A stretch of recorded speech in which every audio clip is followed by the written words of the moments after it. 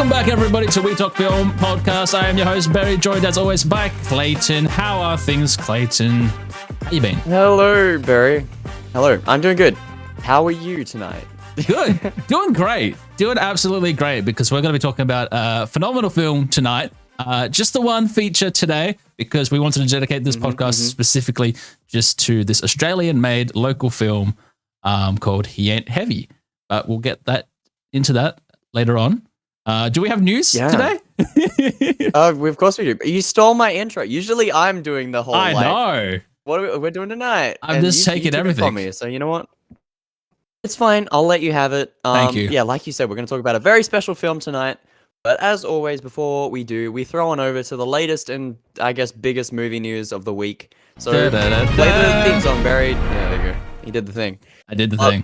First story this week. We got a trailer to an animated series that I'm very keen to see called Creature Commandos.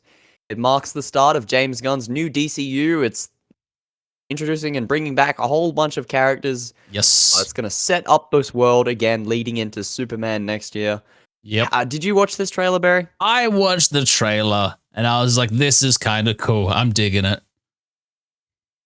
Yeah, that's about right. It's kind of cool and I'm digging it. It looks just more of the Suicide Squad stuff. The good Suicide Squad, not the other one. Yeah. The James Gunn one. Which is good. Yeah. So I'm betting it's going to have a good soundtrack. The animation was pretty crisp and clean. The movement of things, it was a little bit dated, it felt, but you know what? It was cool.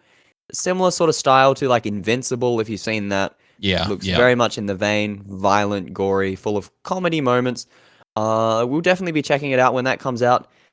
But moving on to the next thing, we got some set photos revealed for Spider-Man Noir. Ooh. Yeah, Nicolas Cage's live-action interpretation of the character. Yep. This I'm not 100% sold on yet. I feel like I need to see a trailer to just know exactly what they're doing with this show. Because I don't know if Nicolas Cage is a good live-action Spider-Man.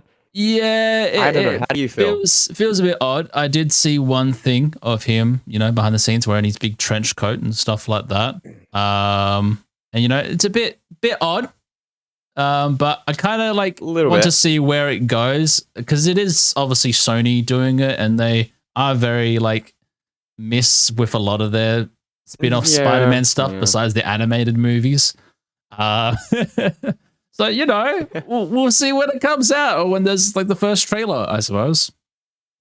Yeah, who knows? Because it's a TV show, maybe it's a little bit different to the I've got higher hopes for it being a TV show than if it was a film. Yes. If this was following up from Venom 3 and Madam Web or Craven, I think is the next one. It's this is not a good sign because it's a show, because it's something different. Yep. Spider-Verse was something different and that was amazing. So I'm still umming and ahhing. It's in between those two, it feels, which is, I guess, a good sign. I don't know. We'll find out when it comes out. But yeah, it's a little bit odd that Nick Cage is I'm Spider-Man, but in 1920s. Yeah, who knows? Okay, so next thing talking about tonight, Denis Villeneuve, one of my favorite directors of all time. Dude has no misses in his filmography career. He revealed that Dune Messiah, the third in his Dune trilogy, is going to start filming a lot sooner than even he thought. Apparently he's having massive breakthroughs with the script. Everything's going really well. And it's going to start filming in 2026. So only another year of pre-production before that huge, massive film gets underway. Yeah. That's really cool to hear. I'm so excited for Dune 3. Yep. Well, that would be interesting, because isn't there meant to be a bit of a time gap between what the next events happen and stuff like that in the book wise or whatever? So yeah, there is a huge time jump. Pretty interesting. So who knows? Being that it's it's just gonna go straight into it. Well, I mean, that'll be what, 3 years at least if it comes out. It might be 2028 maybe. So maybe 4 years after Dune 2. So that's still a lot of time, in real life, that's passing. Yeah. So, it's gonna be good. I have high hopes for this Dune. I almost guarantee it's not gonna suck. Yep.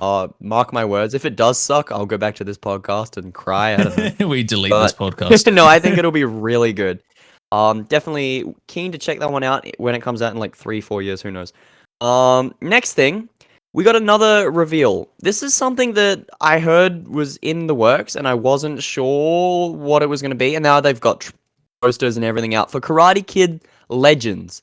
Oh. Bringing Ralph Macchio, Jackie Chan's Karate Kid films together Yep. into this sort of spiritual sequel spin-off thing that they're doing. It's coming out Okay. in May next year, so it's not far away. Are you open to the idea of another Karate Kid film? Well, that's the thing. The only ones I've seen are the original Karate Kid, and that is it. I never watched the Jaden Smith one or the Jackie Chan Really? one whatsoever. Okay. I haven't watched the show, even though the show apparently is meant to be good. But yeah, I only like the first season. First season was good. Oh, okay. But yeah, yeah, I watched the original. That was it. That was my childhood. So okay. I mean, then that's fair. I didn't mind the Jaden Smith Jackie Chan one. I felt it had some cool moments. I felt like the chemistry between the two was really good. yeah, It was not on the level of the original, but you know what? That's fine. It was for what it was. I mean, it's still got Jackie Chan in it. Like, that's pretty cool. It's still Jackie Chan's always fun to see. He had some really good fight scenes in it. That was cool. But you know, Karate Kid, even the original series had very many hit and misses. I say hit and misses. It was a lot of misses. The first one was a massive hit. Everything after that was kind of a miss. Like, and then they did the other Karate Kid or whatever, which was like the fourth one. Yeah, it was like his girlfriend was the Karate Kid in the fourth one or something, right? I can't remember. It was I don't remember. Yeah, it's fine. It's like Rocky 4. When they started getting into the weird Rockies, it's the same sort of thing. Just you didn't know what was going on. Okay, moving away from that, over back into Marvel news, more Spider-Man. Tom Holland has put out a statement saying he's read the script for Spider-Man 4 and he has some thoughts. And it was really curious to see his thoughts on it because he was quite honest. Yeah. He said it needs some work, but it's a very promising story. Like, he said that the things that happened, there was moments in it that he was like, this is really amazing. Yeah. But, like, as an overall thing, he said it needs some work, which is very uncommon for an actor to do. Like, to say that the script needs work when they read it This for the first is time. an actor that, like, doesn't get told anything what happens now because he's, That's like, so true, yeah. reveals the spoilers so often and stuff like that. Even though he did get told about Robert Downey Jr. coming back as Doom, and he kept quiet about that, which is good. So he's learning from his past mistakes. But yeah, it was kind of interesting, like seeing that he was just like, oh yeah, no, it does need to like change up a little bit. But I think it's because like the current draft or the current version of like whatever Spider-Man is going to be now has like changed so much compared to like, because they weren't sure what they were going to do because obviously it's not going to be the same director anymore. He's stepped out. And they're bringing some new people in for it. And then originally it was meant to be like a very low key, like Daredevil style type of idea approach they wants to go with it and introduce all that. But now it is going to be another multiverse thing. They have confirmed that. Kevin Feige did say that himself. Yeah, I guess. And apparently, potentially, it is going to have Null in it, which is connecting to the Venom 3 movie. And that's how they're all going to tie it in and stuff like that. So it's like, okay, yeah, because Spider-Man's still owned by Sony and everything like that. So, sure, if it's a multiverse thing that kind of just sticks to like the symbiote stuff, that could be very cool. I don't necessarily want another No Way Home. I feel like if you're going to do that, do it in Secret Wars because that's the one. But you know, if he gets the black suit in Secret Wars, and then Spider-Man 4 I'm hoping that he gets the black suit in the next film. He has to, because then like Secret Wars happens and he's got the black suit in Secret Wars. That would make a lot of sense. And even if they do it like the comic book, the original, where it's just a random suit and then later on it's like, oh, this is an alien thing, by the way. That could be very cool. If it's just Secret Wars, it's primarily just a suit that he gets. And then we do Spider-Man 4. We introduce Null because Venom 3, apparently Null only has a little bit of screen time. They said that he's very much not the main villain of that film, and they're saving him. So that makes a lot of sense. Yeah. You know what? I'm okay with that. That's promising in a different way. Well, that's the thing, because going back to the Venom 3 thing, is it confirmed that Andy Serkis is playing Null? I'm not sure. Because I've heard so many like not 100%. Different reports about this at the moment.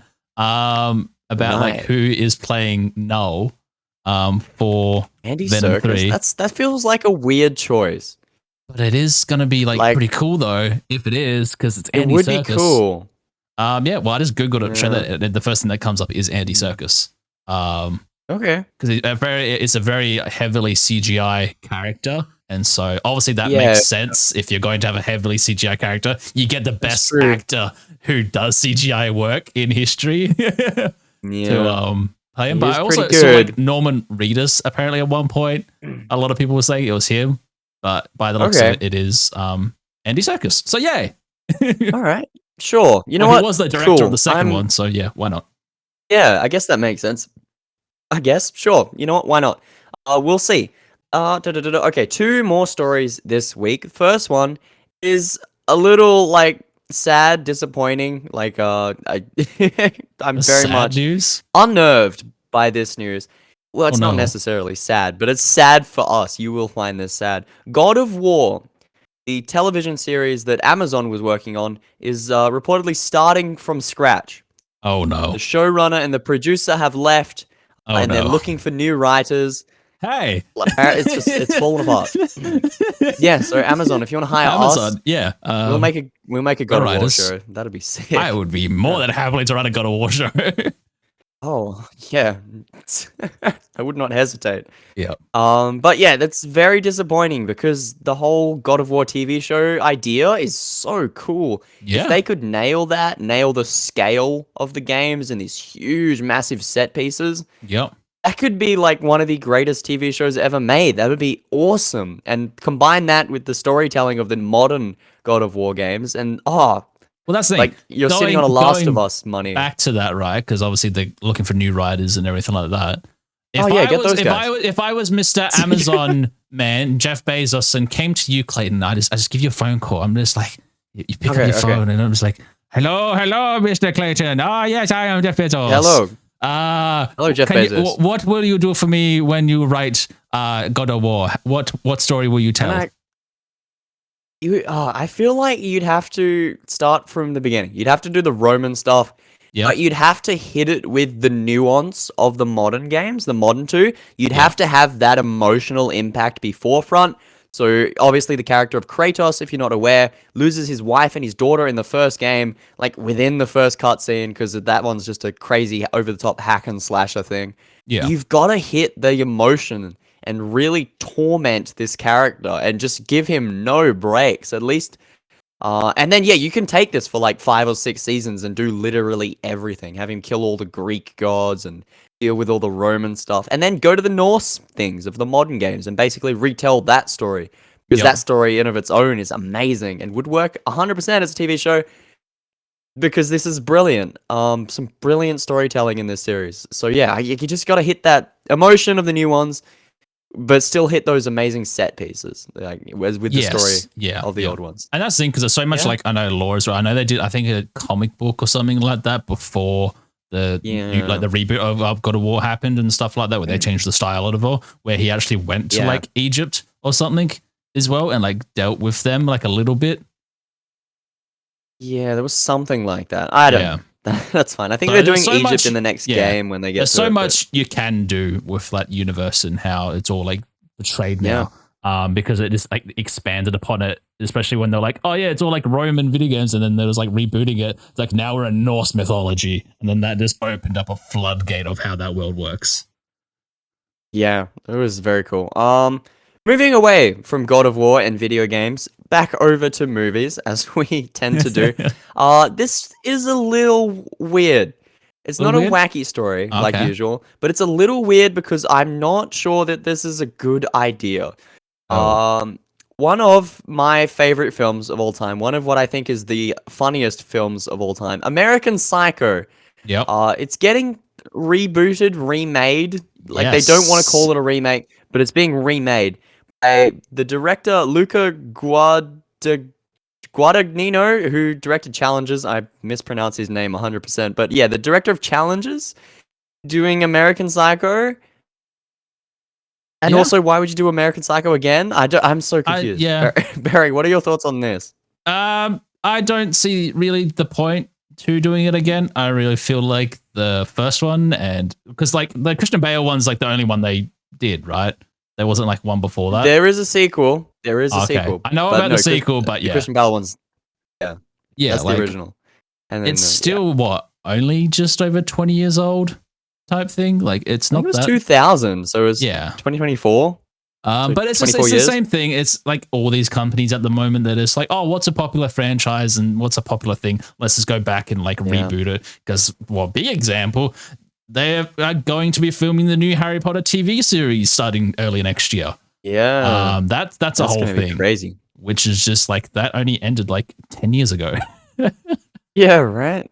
That's a whole nother beast entirely. Yep. You know, Hollywood love remaking things. They love having yes. established franchises that they can Yep. just, you know, do again and make more money because people know what these things are. Yeah. Know what they like and they like what they know. So, sure, whatever. Maybe it'll be good. Maybe it'll take a different spin on it, like do something entirely different to the Christian Bale thing. Yep. Or maybe it'd be identical to the Christian Bale thing. Who knows? Who knows? I'm curious to see a trailer.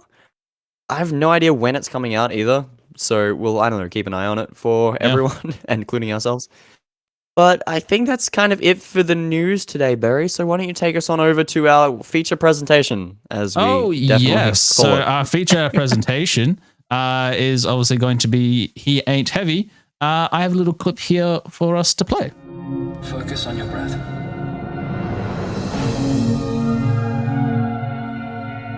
Just want it back.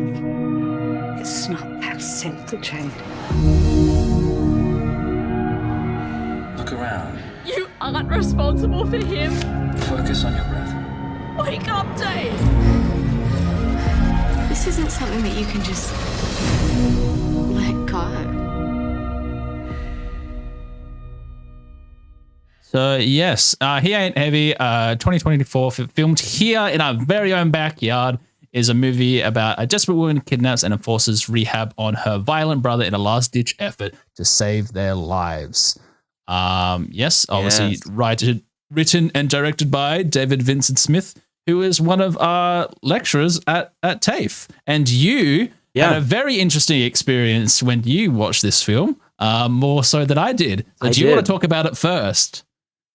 I definitely will talk about it. Yeah. But before I get into my night, let's swing back because Barry saw this film like a week and a half before I got the chance to. 2 weeks ago. Because I got tickets to the press screening, but I couldn't go. So Barry and Chris, who's been on the podcast before, went in my place, and then did not tell me anything about it at my request. For 2 weeks, I sat waiting to see this film. And then I got a chance to go to the Q&A screening with David Vincent Smith, Sam Corlett, and the producer, Jess Parker, like, as a Q&A panel, and it was amazing. It was such a great experience. I was asking questions. I was talking to David a lot. This is the first film that we've covered on the podcast. Hopefully first of many that we know, like, people that worked on it. We know the director. Like, I've met the actors now. I've met the writer, like with the writer, the producer, like a whole bunch of people I know worked on this film, and that alone is just an incredible like achievement to think that like we went to a cinema and we saw this movie that people we know made. So it's cool. Like, oh, wow. So I sat down to watch this at the Q&A screening with probably like 150 other people, some of the biggest names in Western Australia. Cinema, some of the biggest directors in the state were there.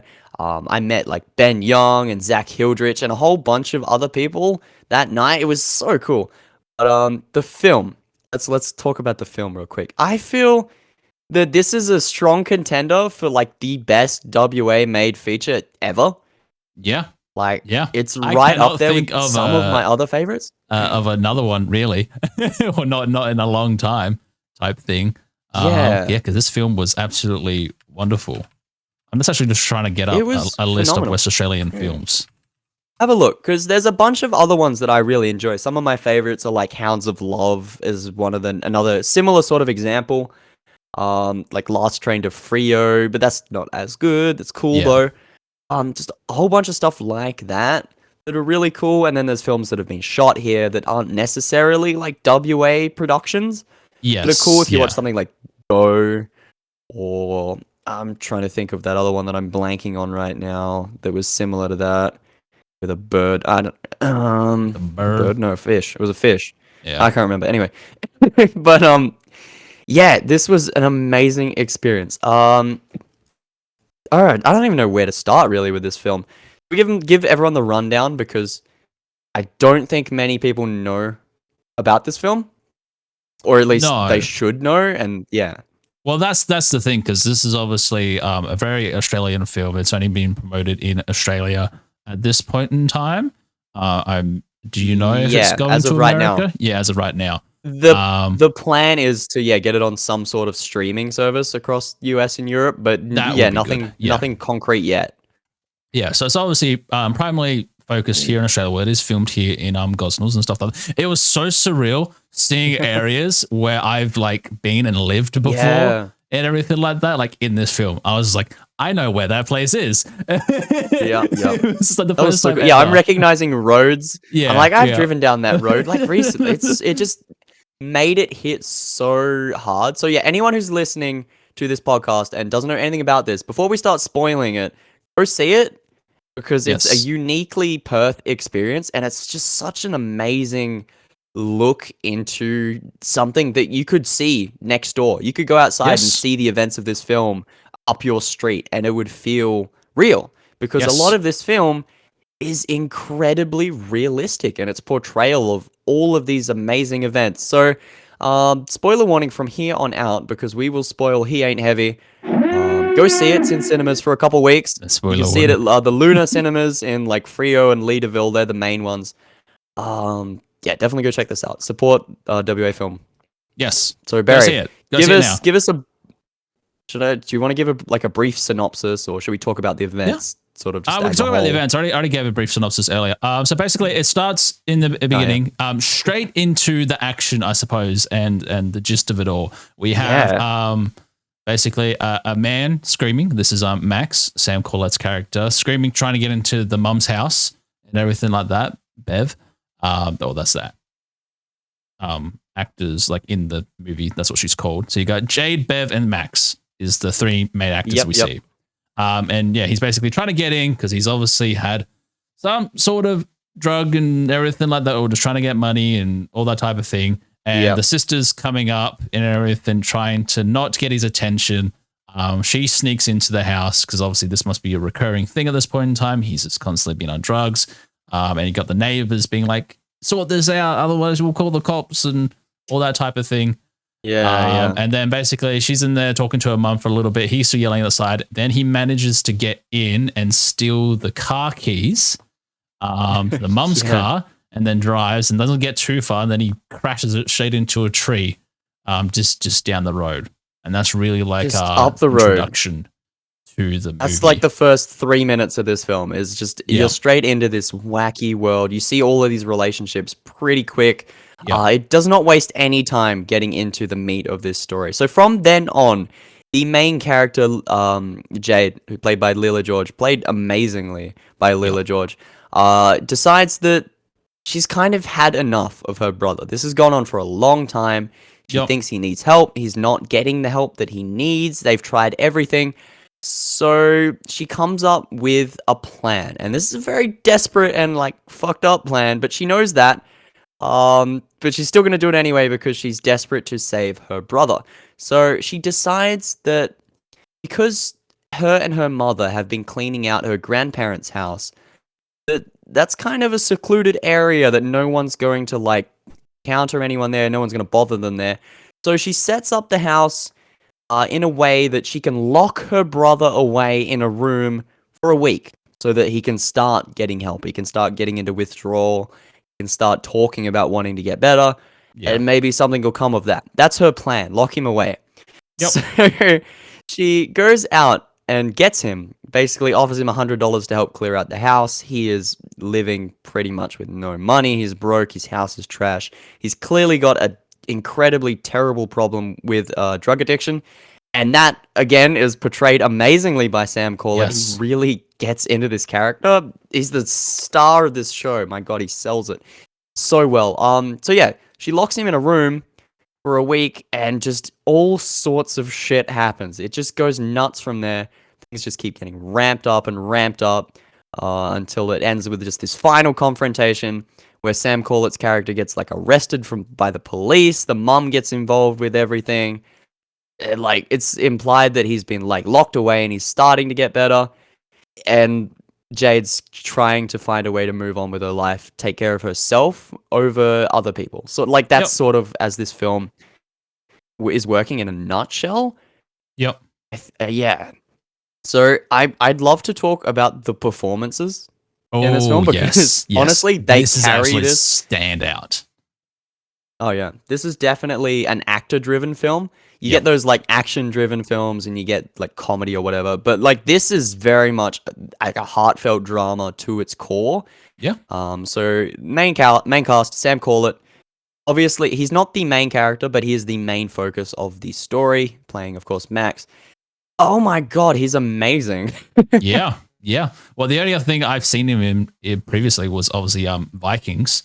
And so I would say majority of people, that's where they've seen him before and everything like that. And then, seeing him in this show was just in this movie was absolutely phenomenal. Like, this is such a different take from I've seen in his other acting and stuff like that. And it was just absolutely mind-blowing because, these performances were just so real because it literally is basically on the same location for the majority of this film. It is stuck in this one house. Yes, and everything like that. So it is relying on that relationship between the characters and how they all work together as a family and trying to overcome this thing because it is based upon true events. This film. It is, yes. Yes. Obviously, I'm not sure as to like who's who and what scenario and stuff like that. Did they say anything about that at the Q&A? Yeah.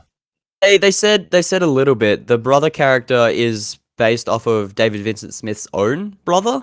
Yeah. Obviously he didn't delve into anything, and I'm not going to delve into anything from that, but it's implied that a lot of this is similar to stuff that's happened. I don't think David locked his brother in a house, but I don't know. Well, that's the thing, because definitely, definitely I was going to say that real things. The relationships feel very real, and I'm assuming that that's a large point of it, is that these are real events, real characters.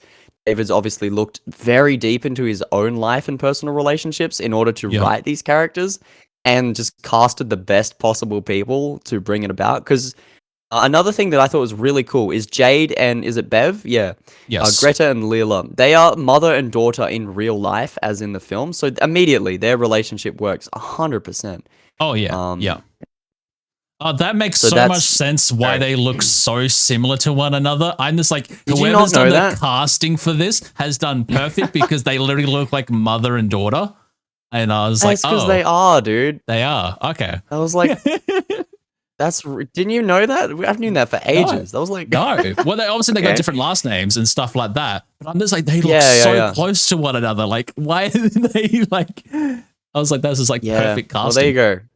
So there we go. Well, it was. That's great. So yeah, the relationships are amazing. It's a huge selling point of this film is just the heartfelt nature of everything and just how real all of these characters feel. Oh yes. So from then, let's talk about. Oh, I don't know, Barry. What do you want to talk about next? Because the performances we could spend all day on. Oh yeah, definitely. Could. I suppose we could talk about like the cinematography of it, which was done by a local guy as well, Lewis Potts. He actually has his own YouTube channel as well, and he started doing this apparently on COVID and stuff like that. But he actually has a behind the scenes of how they filmed everything for this movie and stuff like that. And it was just like, going into like that beginning first scene and everything like that. Because obviously, like this is still like quite a small film compared to like Hollywood and everything like that. Obviously a lot bigger than what you and I are used to and everything like that still. But it was just like, obviously they still had to shut down like roads and everything like that in this area and like what type of lights they were using and everything like that. And even he said like how detailed DVS was, David Vincent Smith was with the planning and meticulous behind every single scene. It was just like David knew exactly what he wanted type thing. Which was like, even for him for a DP, like that's good to have your director to be so on top of everything. So Oh, 100%. Yeah, from what I've heard, the like editing process of this film did not take like that long. yeah, Like it yeah, was they got to post-production, knew exactly what this film was and was trying to say. yeah, Whereas one thing that the Q&A brought about was just how long they spent in pre-production or writing this film. yep. 7 years of writing and pre-production leading up Wow. before they actually shot this film, doing multiple different drafts, doing different Yep. genres all together to try and get funding for this thing. Yep. Like it's an incredible amount of work from David and the producer Jess. Yep. So that was very cool because they delved into that quite a bit at the Q&A. So yeah, so 7 years of pre-production and then it was like less than one in post. They Wow. were just so switched on Yep. Yep. with this film, and it shows because this film, start to finish, it does not waver from what it's trying No. to do and what it's trying to say. It's very much just hitting these points in an upward motion of intensity, but it still feels like a natural course of things. The way the film is shot doesn't change. It's very consistent throughout. Everything Yes. feels like it's supposed to be there. Yep. Yeah. So I'm curious if you have any like iffy parts of the film, or if there's anything that like you felt wasn't working for you. Not so much so. I think it still comes down to like the harsh reality of the nature of it all and stuff like that, which I loved, but it also like I remember seeing it and stuff like that and like getting to a point where I kind of felt really uneasy because like I've experienced stuff similar to this in like my own personal life as well and everything like firsthand. And it just bring back memories like that like haunted me as a child and like seeing this again because it's so realistic, this film. And so like just the performances and what happens and stuff that even I was just like, oh, like that did bring a tear to my eye and stuff like that. Yeah, like, yeah, that's going crazy. through it all and the emotions of it all, like bringing back past memories behind it all. And it was just like, whew. But like I still love this film and phenomenal and everything like that. Obviously there was limitations due to like budget constraints that it was obviously just stuck in the one location and everything like that. But that because of that, they were able to shine and perform more, which I think helped the movie as well. I was gonna say, yeah, I don't know if the one location was a detriment to the film. I honestly feel like that's better. Yeah. But I know how you mentioned like the emotional response that you had. There was one scene that almost got me. I was like holding back tears. It was actually nothing with the brother. It was where the girl went to the party with her friend. Yeah. Her friend's going away party. It was afterwards when she was getting in the car and the friend like pulled her aside and had that talk to her. That was the one part that nearly got me. The rest of the film I was okay like with, but that one part I was like, oh my god, this is gonna like I have to think about other things. If I think about this movie, I will cry in the cinema. It was insane. Very good. But there was one little part that I'm not quite sure clicked with me.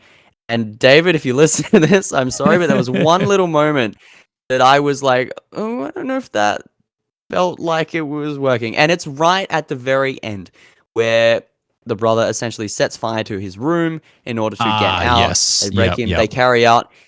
It's this really intense scene, and then it cuts, and he's standing in a hallway looking a little bit too calm for the situation, waiting for a shower. Yeah. And that sudden jump, I felt like was the only thing that it didn't take me out of it, but it was enough to make me go, oh, do you think that's like, there's something in between this that maybe we could have seen? I'm not sure if there was. I'd love to ask David about it at some point. Because that was like the only thing that I was like, I'm not quite sure about. It felt like too much of a quick switch. Yeah, because it was just like this massive moment. Chill now. Yeah, so basically what happens, audience, is this moment where he like, the mum lights a candle because it's his birthday and everything like that. They pass it through to him with the candle still on it. And then he's obviously has depression and everything like that. And it's like, well, I'm going to burn myself now because I have a fire. So he's locked in this room and everything like that. And everything starts to go on fire and he starts taking off his clothes and everything like that. So then they try to like get him out type thing. And then he's just like coming out. They rescue him. He has a shower. Then he's just like, everything's A-okay. Yeah. Yeah, it was very sudden. And then it changes very quickly because it turns out the mom called the police. Yep. And that's where he gets arrested. That's the ending. But yeah, that sudden switch, and then like the two siblings play guitar together, which was a really cool moment. Yeah. Again, Yeah, I that was still nice. kind of like, I feel like this film needed another 10-20 minutes in between that of just like a calming period before we build Yeah. back up to that ending. I don't know. Like it still works. It's still good. A still Yep. good ending. I just yes, that one little moment that I'm like, oh, it feels like we're missing something, but I'm not quite sure what. Yeah. I don't know. I'll have to get David and ask him. Yeah. Yeah. And that's kind of the thing as well, because like throughout the reason why the police were trying to find him as well, was because he did put a man into coma, and everything like that when Yeah, he was on he drugs. bashed someone on the He bashed street. someone on the street type thing, and then like we do find out obviously like he was in prison type thing, but we don't know, like there is a bit of a time jump towards the end, like how long has it been, like how long will he be in prison for, like what did that man don't in know. coma, did he die? Yeah. I'm not sure. That was a couple of like those little small things. Yeah, a little bit of some unanswered questions there. Okay, well, I think today can be kind of a short little episode. I feel like final thoughts and ratings we can spend a little bit more time in. Yeah. But I'm very curious to see what you give this film out of 10, Barry. So why don't you kick it off? Oh yeah. Well, that's the thing. I absolutely love this film. I didn't know really anything about it until you're just like, "Hey, you want tickets to go and see it?" Like, I obviously knew DBS like was working on it. I knew that he made it and everything like that, but I didn't know what the story was about or anything like that. So I was going into this like really blind and stuff like that. So I was like, sure, I'll go see it. And then I was just blown away. Like, I have not seen like I can't think of an Australian film in like recent years, well, at all, that has like touched me like this close before. That is like so personal with like the characters and the realism and the brutality at points in times of this film, like just the depiction of it all. And because that's the thing in Australia, like drug and problems and stuff like that is a very big thing here. We see it every day and stuff like that. It's constantly on the news. And then seeing that portrayed in everything in such a realistic manner by these phenomenal actors.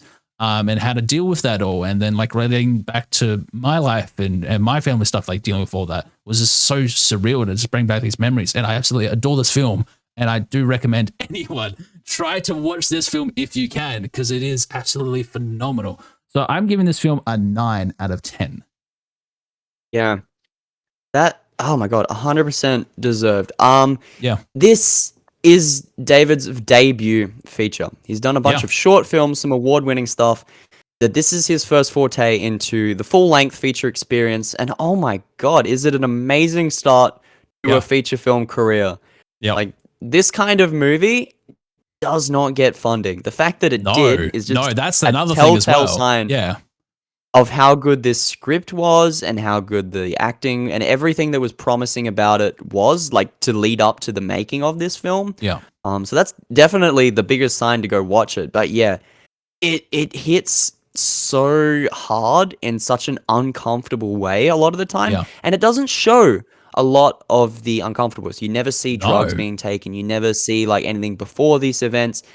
It's talked about, and it's talked about in a way that makes you feel as if you did see it.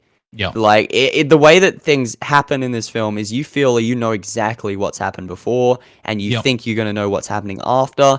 It's not perfect, but I don't think any film, like, is perfect. It's close, and it's, like, very close for an Australian film, especially a WA-made film, like, entirely WA production, which is amazing. I cannot praise it enough. So yeah, I'm sitting on a 9 out of 10 as well. Definitely go see it. If you're anywhere you can go see this film, go see this film.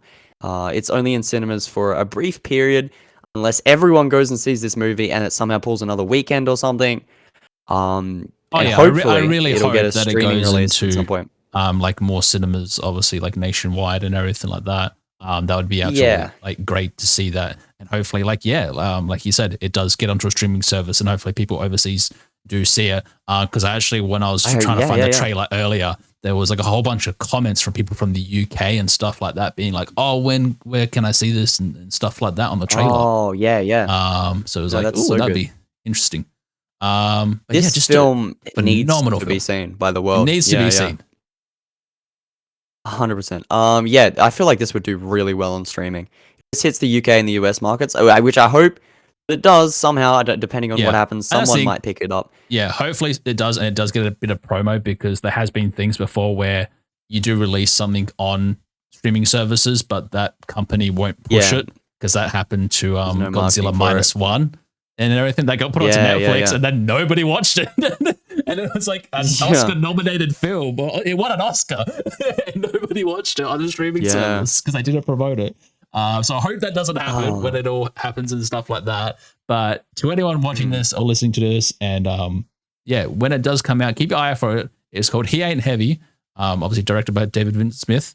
So make sure to keep an eye on it. Put it on your watch list, everyone, right now. Definitely. Put that on Letterboxd. I want to see reviews on Letterboxd. More reviews. Yes, definitely. Go do that. But yes, no, I'm very excited to see what David does next. Hopefully we get to Yes. talk to him about this film in the future at some Yep. point on the podcast or not. That would be amazing, but he's a busy man. He So is. I'm thinking that's kind of it for today's episode, Barry. Yeah. A little bit of a short All one, right. but you know. A little bit of a short one, but that's all right. It was a good episode for a good film. So yeah, I Hell think yeah. we'll wrap it up there. So thanks for coming out today, everyone. Thanks for joining us, obviously, here at We Talk Film. Make sure to hit that like button, subscribe to all that, follow us on all the places where we are. We're everywhere now. We're getting started. We even start doing shorts now. You can watch us in like vertical format, boy. like throughout the week. We do a lot of things now, so we're getting there. Thanks for joining, and we'll catch you next time.